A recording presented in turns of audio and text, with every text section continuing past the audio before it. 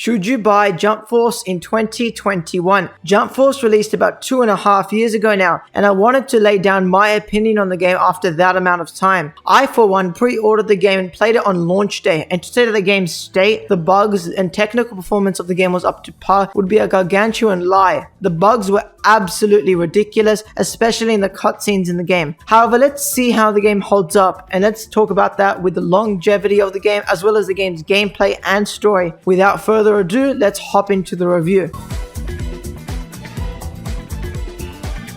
In Jump Force's gameplay, you're able to make your own avatar, and you can give your avatar different moves that you can get from all the other shonen characters featured in the game. You can tailor your fighter to be the most unique and best character that you can make them, and you can give them moves like the Kamehameha or the Rasengan, which can be fun as this just gives your avatar this personalized feel to them because of the amount of different moves and movesets you can give them to fight against other fighters. Now, the roster of the game. It's pretty good, I would say. There's a lot of outstanding characters that I would have liked to see, such as Toriko, Saitama, and Senku. There's just some of the characters that could have easily been featured in the game. However, I've got to say that the game's DLC selection has been quite fantastic, and the character roster has increased so damn much since its release due to the continued support of the game by the developers and them adding so many DLC fighters that make the roster so much better than what it was at the launch of the game. The fighting in the game though is simply basic. It has no complex moves or combos that you can do, and to be honest, I really don't think that there's any skill involved in these battles. It's really a matter of just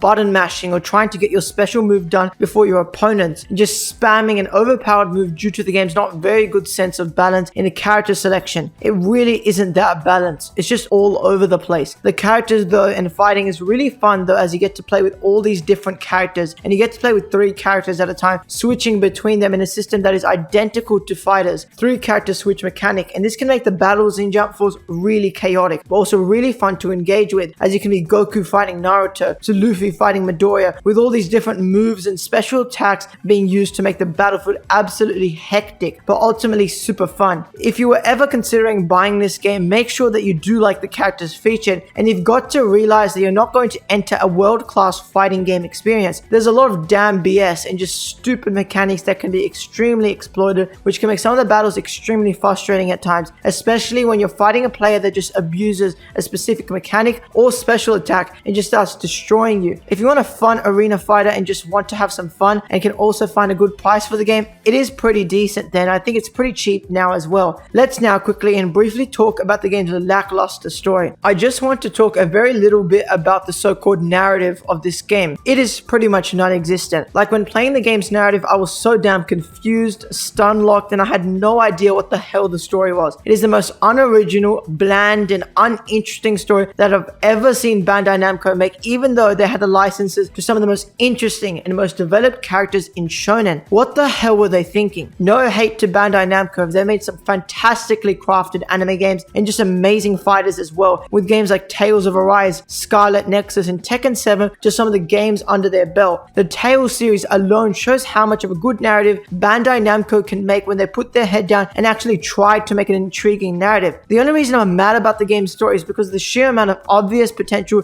that they had to work with. I'll give it a little bit of credit though. The game's interactions between all these different shonen characters and putting all of them into one room was pretty interesting to see, even though it could have been 100 times better if the narrative of the game was good enough to support the dialogue and character interaction. The plot is basic and it's just about an evil manifestation spilling into the world to rule over humanity, so the heroes of shonen all team up to fight against the forces of evil that are so-called seeping in from the Jump world. That's enough of a rant, but the gameplay in my opinion is pretty well done and can be incredibly fun depending on whether or not you like the characters and like an arena fighter with so much stuff going on screen at the same time. The game is worth it based on the merits of its gameplay alone, but please don't expect much interesting things when it comes to the narrative and dialogue in the game, because you're not going to really find much to look at.